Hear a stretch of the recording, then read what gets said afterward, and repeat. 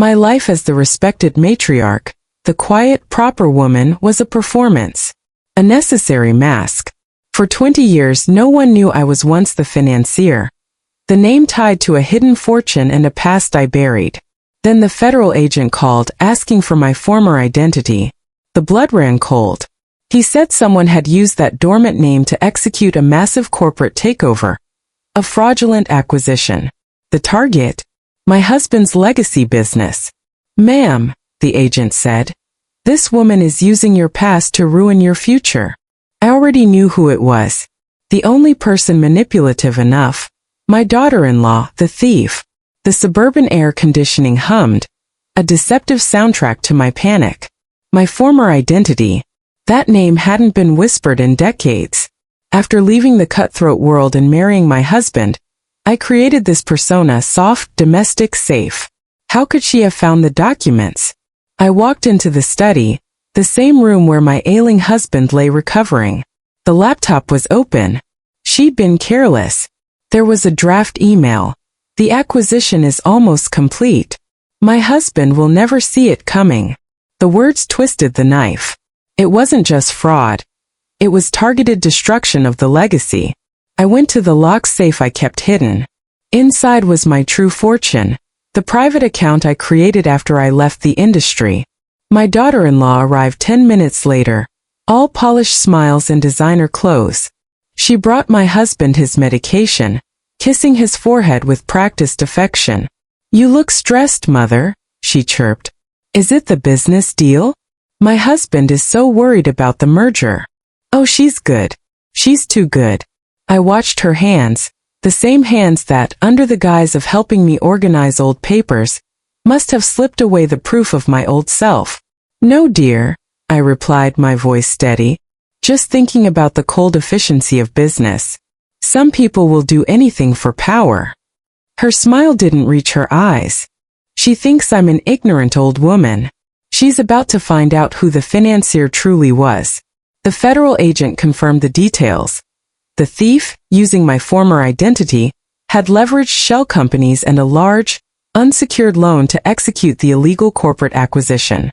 The goal: strip the legacy business's assets and leave the inheritance in ruins before my son could take over. She didn't just steal my name. She used my forgotten reputation.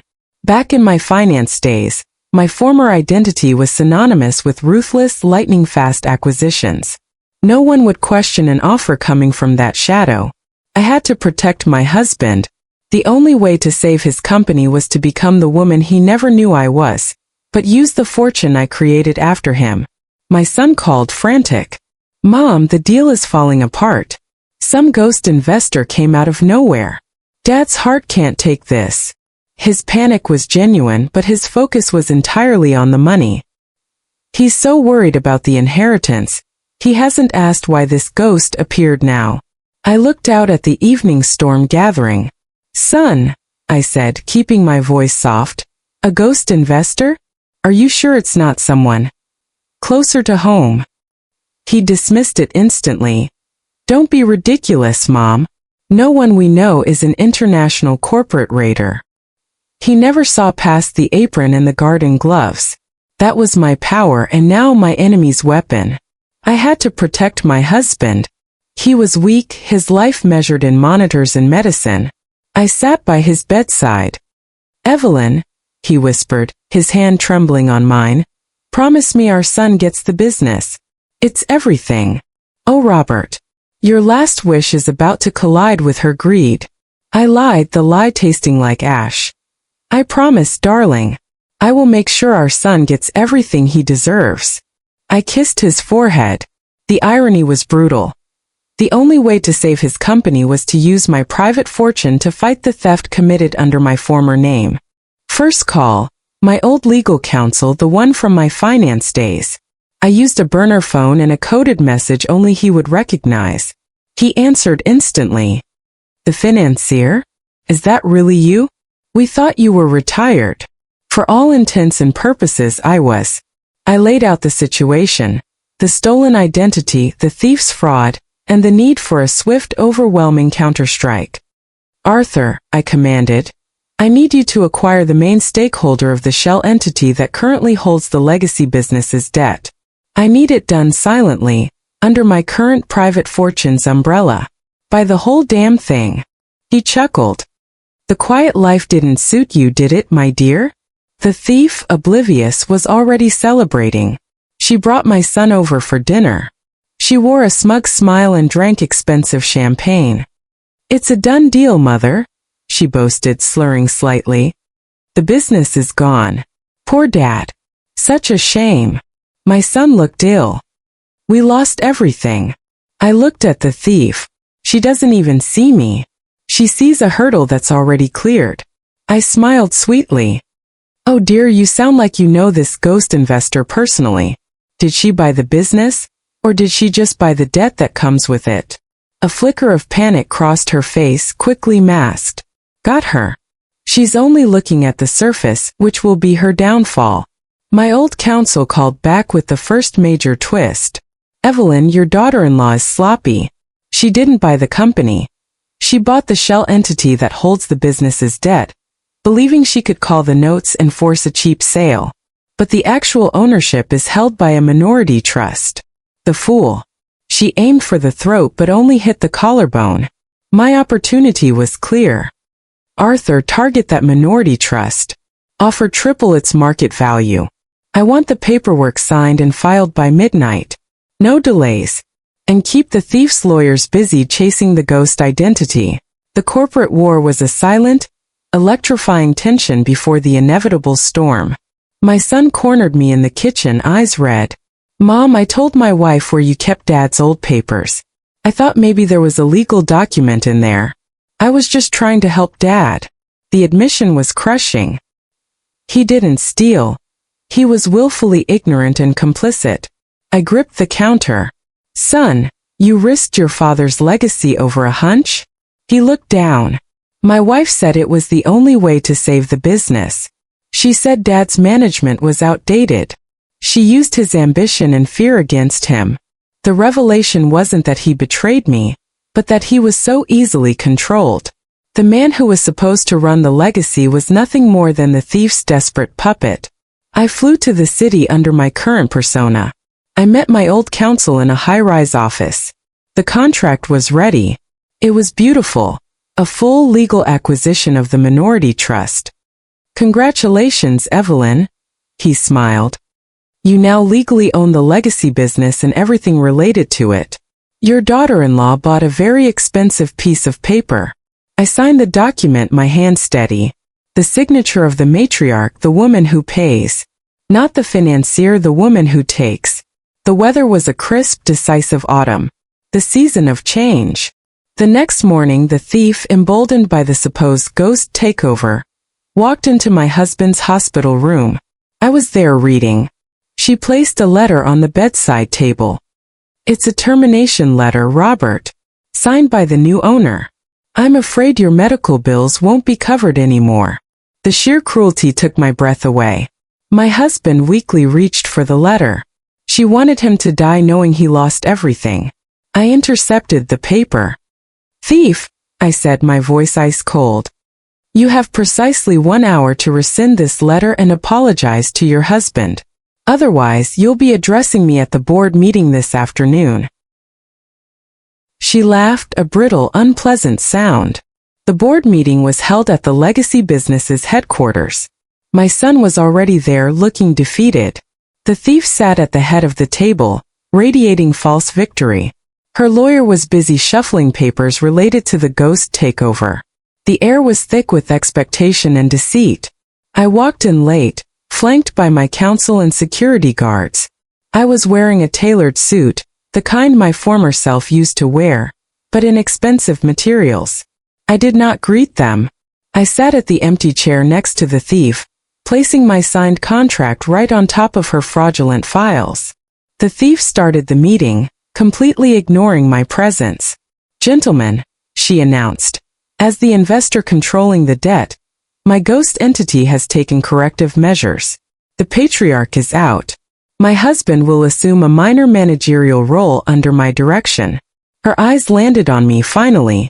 Mother dear, you're free to leave. This is a closed meeting." The look of pure condescension was the last straw. She just fired my husband and demoted my son, all using my old identity. I leaned forward. "Actually, thief," I said, the room falling silent. "I'm here for the closed meeting. I believe I represent the majority shareholder." The thief's lawyer scoffed. "Ma'am, the majority shareholder is the minority trust, now controlled by the ghost identity." I didn't even look at the lawyer. I addressed the thief directly. "You committed fraud using the name of my former identity, which is, in fact, mine. But that is the least of your worries." I pushed my contract across the table. "Gentlemen, I am the matriarch, and as of 12:01 a.m. this morning, I acquired the minority trust outright. Here is the legally filed and notarized documentation." The room erupted. The thief's face went white. The twist wasn't that the ghost identity was me. The twist was that I was a richer, more powerful me. My son, utterly confused, stood up. "Mom, what is this? You bought the company." I looked at him, the ambitious fool who gave away his father's trust. "No, son. I bought you. Your father's position is secure, but the company now belongs to me. You," I pointed to him, "are currently unemployed. Reapply to human resources for a mid-level management position, if you're lucky, and report directly to me." His jaw dropped. The shame was palpable. He inherited nothing but a job application. The consequence of his betrayal was servitude. The thief didn't cry or scream. She simply collapsed into her chair. "No, you can't. The ghost's money, it was all for me." She really thought my 20-year-old identity was the only power I held. I looked at her lawyer. "Mr. Jenkins, my counsel will be forwarding you the paperwork regarding identity theft, corporate fraud, and attempted medical termination." I then turned to the board. "The ghost acquisition is nullified. The matriarch's acquisition stands. Gentlemen, welcome to the new era. Your new CEO is me." The board members immediately began applauding. Power shifts quickly in that room. My counsel handled the fallout with surgical precision. The thief's fraudulent papers were shredded. Her loan collateral was seized. She went from near billionaire to bankrupt in 3 hours. The speed of the reversal was the true weapon. My son tried to plead with me. "Mom, please don't do this to my wife. She's family." I cut him off. "She stole your father's legacy and tried to bankrupt him on his deathbed. You chose her ambition over your family's loyalty. Now you get to choose your dignity over her downfall." I gave him an ultimatum: file for divorce immediately, or lose any chance of future employment at the company. My son filed for divorce that evening. The cost of ambition and blindness was too high. He signed the papers with a defeated sigh. The thief was gone, vanished back into the obscurity she deserved.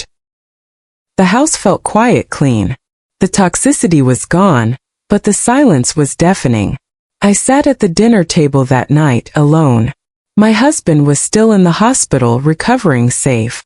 I realized the true cost.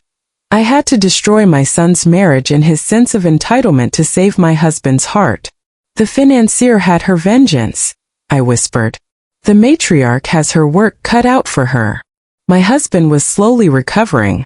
I told him a version of the truth, that the legacy business was almost seized by a hostile raider, but I used old family connections, my current family side, to buy the company and secure his future.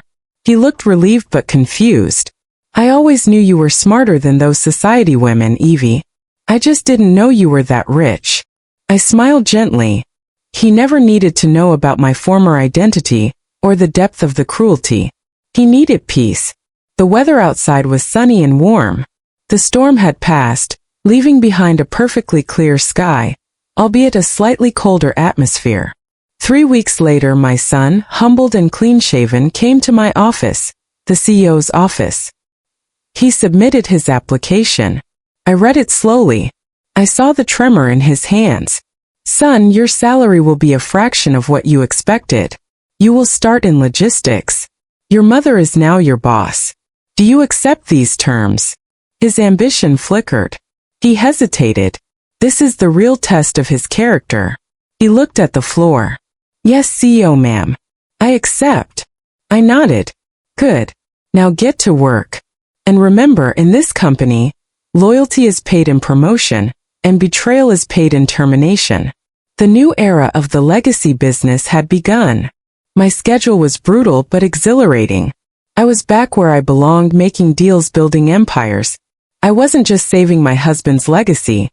I was forging my own renewed legacy, the legacy of the matriarch. I learned that retirement only works if you're truly finished with life. I was not. I used my past contacts to restructure the business, turning its technology toward ethical growth. The board, terrified of my efficiency, became utterly compliant. The whispers of the ghost identity faded, replaced by the deference paid to the "oh ma'am." The mask finally became the reality. One evening, my counsel handed me a final document. It was the official permanent dissolution of my former identity. It's done, my dear. The ghost is truly buried this time. You are Evelyn, and that is final. I signed the document. A strange wave of melancholy washed over me. The financier was ruthless, but she was powerful. The matriarch is now responsible for everyone. I looked at the signature. It felt cleaner. I had used the darkness of my past to secure the light of my future. The price was high, but the victory was sweet. The peace was deceptive. 2 months into my tenure, my counsel called with a fresh problem. Evelyn, the debt the thief leveraged, that unsecured loan to buy the shell entity? The principal lender is getting nervous. They've attached a clause.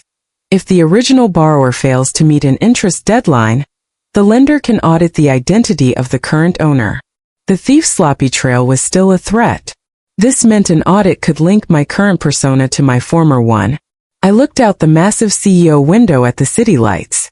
My past was clawing its way out of the grave again. I had to pay off that debt in full and fast. My husband was finally home, frail but sharp.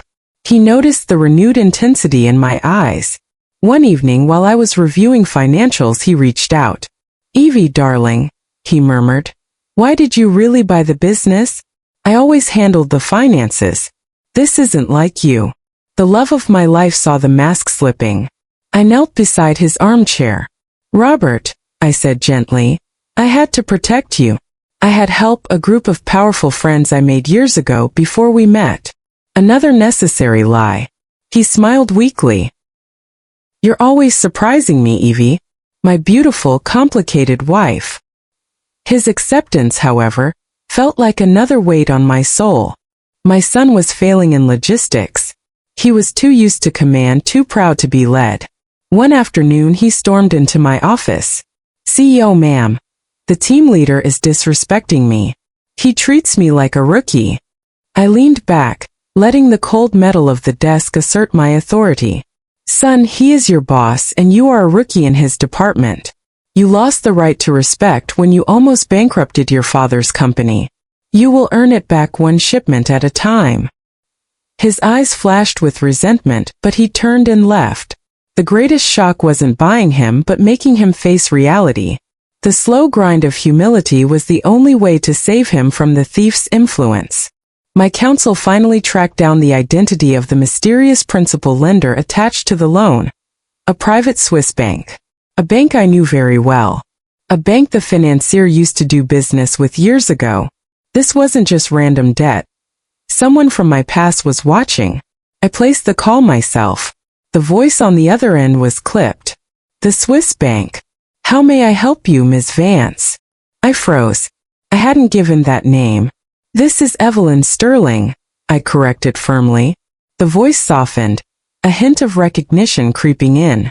"Ah, Mrs. Sterling. We received a unique instruction regarding that debt. From JLT. The initials hit me like a physical blow. Julian Taggart. My oldest, most ruthless rival from my days in high-level finance. A man I thought I had ruined in a hostile acquisition back in the late 70s. He was alive. And he was the debt holder. The twist was sickening. He hadn't come for the thief. He had come for me. This entire scheme, the sloppiness, the debt, the timing, was a trap set by my old rival, designed to force the financier out of retirement and expose her to a major investigation. Mr. Taggart is giving you a choice. Mrs. Sterling, the banker stated calmly, pay the full principal immediately, or face a public audit of the borrower's origin. My old rival was playing chess and he just put my king in check. I had the private fortune, but liquidating that amount instantly would trigger alerts. I had to move faster. If he wanted a public audit, I'd give him one of him. I immediately contacted my network, the dormant associates I hadn't spoken to in 2 decades. They owed the financier favors, big ones. My order: target the Swiss bank. Launch a coordinated, global media campaign questioning their liquidity and client integrity.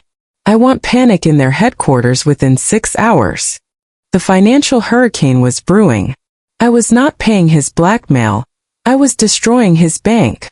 The financial world went into chaos. My old rival's phone call came exactly 5 hours and 42 minutes later. His voice, once smooth and confident, was strained. Evelyn, you haven't lost your touch. What do you want? I let the silence hang heavy. I want the debt canceled, fully discharged, and a signed affidavit that all records related to my former identity are permanently destroyed, globally. And Julian?